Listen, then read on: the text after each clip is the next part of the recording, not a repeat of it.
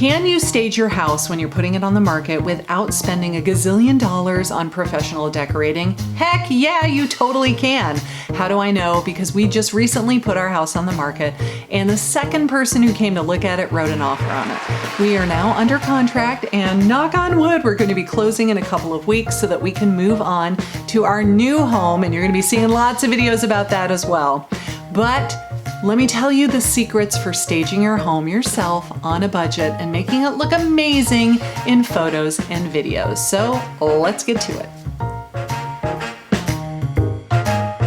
Welcome back, everyone. I am Karen Carr with the Georgia Coast Homes team here at Keller Williams Coastal Area Partners, and this is my new filming space. So we've already moved into our new home, and it's kind of a wreck, so I'm not going to zoom out and show you what it looks like, but we just painted the walls yesterday, and we've started bringing in the furniture and arranging stuff, so when it's all done, it's going to look awesome. But in the meantime, I wanted to tell you about how you can stage your house and make it look great, because we did not hire a professional decorator or a professional stager. We did it ourselves. And yes, this is my business, so I kind of know what I'm talking about. But this time I was on the other side. I was the client, I was the seller.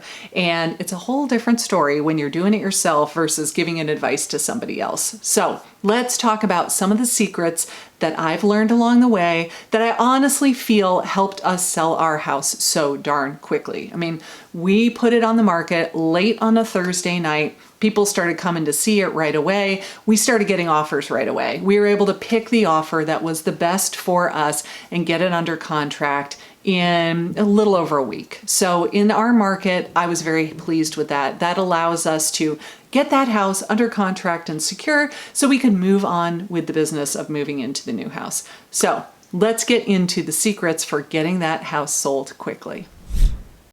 When it comes to the bathroom, it goes without saying that it has to be pristine, sparkling clean. My favorite trick is to buy some new white towels and a new white bath mat that you do not use. You put them in your closet. When somebody says they're coming to see the house, you hang them up, you put the bath mat out, but you have never used them. No bare feet have ever stepped on this bath mat. And then after the showing, you put them away again. This way, your bathroom always looks amazingly clean. Now, no open toilet lids. Please close them.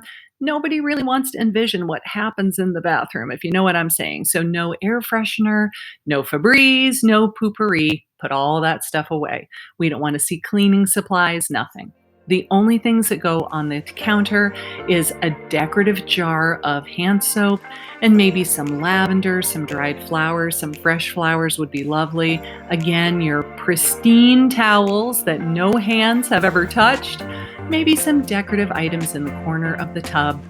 But we want to show off how sparkling clean this bathroom is. Is it a pain? Absolutely. Is it worth it? You tell me if your house sells right away. Moving on to the kitchen. This is probably the hardest part of selling your home because you got to put everything away that you are using on a daily basis. In my kitchen, we did some plants, a bowl of lemons. I did leave out the decorative caddy of spatulas and whatnot, decorated with some cutting boards, Pinterest. Oh man, did I go down the rabbit hole for Pinterest.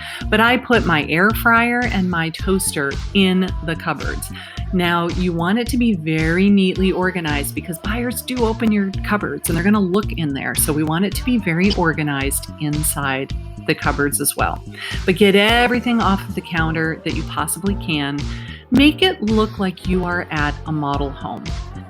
If your house has pull-out garbage cans or other features like that, make sure you empty the garbage because they will look. They're going to open your cupboards and they're going to look. Make sure that the garbage can is empty. Now, I often get asked, can you leave the coffee pot on the counter? My personal opinion is yes, absolutely, as long as it looks attractive. So what I did was I put a little decorative container on the counter, filled it with pods, put the coffee maker out there, and it looks perfectly fine in my opinion. For the pantry, I bought a ton of these little folding canvas bins off of Amazon. I'll put the link down below. And then I organized the heck out of the pantry. Now, does it ever look like this? No, absolutely not. And will it look like this when the buyers move in? Probably not. But when they are looking through the pantry and they see how well organized it is, they start to envision themselves living in the house. And that is what we want. Here is a great trick for making your house smell better. First, replace your air filters. Those suckers get so dirty, it's pretty awful. You just find where your air return is, take the air filter out, run over to Home Depot or Lowe's, buy a replacement, pop it back in there. It's a piece of cake. Now, if you have dogs, like I do, this is Emma. She's an English Mastiff. She weighs 177 pounds. She gets a little bit smelly. And if you are a dog owner, you probably are nose blind. Like when people walk into your house, they can smell the dog. So how do we get rid of that smell? I found this stuff on Amazon and it was pretty amazing. It's called an odor bomb. It's an aerosol can. It comes in Ocean Breeze or Neutral. I think there were a couple of different fragrances. What we did was we put it on a stool in the middle of the room. You press the lever, it dispenses out into the room, and you leave the house and you keep all of the windows closed, the air conditioner and the heater turned off. So the entire area is filling with this fragrance. Then you turn the air conditioner back on, or the heating system, depending what time of year it is. It sucks the fragrance into your filtration system and pushes it out through that air filter. And now the whole house smells really, really good. As long as it's something that's not terribly perfumey. If you go with the Neutral one or the Ocean Breeze one, that was nice. You don't want it to smell like you're trying to cover up smells, but it really helps eliminate the smell by going through your air handler. When it comes to the bedroom, no framed photos, no pictures of the kids and grandkids. We again want it to look like a hotel. Everything is very depersonalized, clean, clutter-free, attractive, but not overly messy. When it comes to the closet, the less stuff in there, the better. Take out half of the clothes that you don't wear on a regular basis so it makes the closet look a lot larger than it truly is.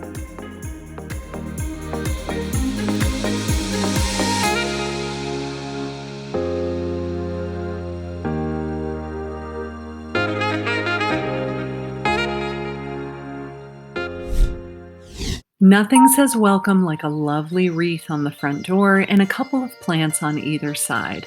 A pretty welcome mat, some decorative seasonal touches, a few knickknacks here and there, and no cobwebs in the corner is all people need to feel welcome. We are almost ready to put it on the market. The last thing you're going to do is power wash the outside of the house so it's clean, there's no mildew or algae growing on the exterior. Fill your planting areas with some bark mulch or pine straw. Make sure you mow the grass, you're watering it, it's green because you fertilized it. It's going to look as welcoming and as lovely as possible, and now you are ready to put your home on the market.